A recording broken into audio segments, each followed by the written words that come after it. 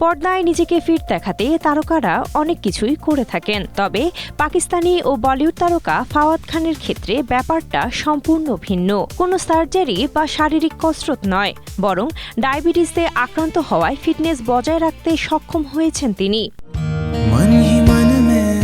সম্প্রতি সামাজিক যোগাযোগ মাধ্যমে একটি ছবি ছড়িয়ে পড়ায় ফাওয়াদের চিরসবুজ থাকার কারণ নিয়ে প্রশ্ন তুলেছেন তার ভক্ত অনুরাগীরা।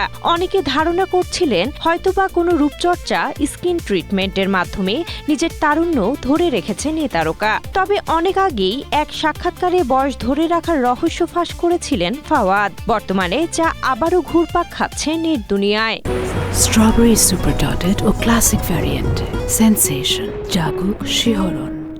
Sugar say the likelihoods, the facts and statistics say that Fawad বলেন, 17 বছর বয়সে আমার ডায়াবেটিস ধরা পড়ে। একবার আমার প্রচন্ড জ্বর আসে। সেই সময় 8 দিনের মাথায় আমার প্রায় 10 কেজি ওজন কমে যায়। দিনে 6 থেকে 7 লিটার পানি খেয়েও আমার তৃষ্ণা মিটত না। ঘন ঘন প্রস্রাব শুরু হয়, শরীরে পানির ঘাটতি হতে শুরু করে।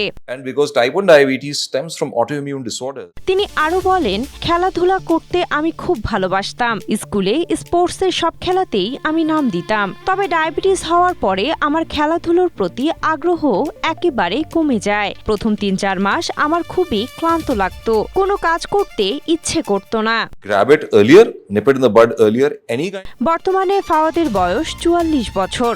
প্রায় 27 বছর ধরে টাইপ 1 ডায়াবেটিসের সঙ্গে লড়াই করে চলেছেন তিনি।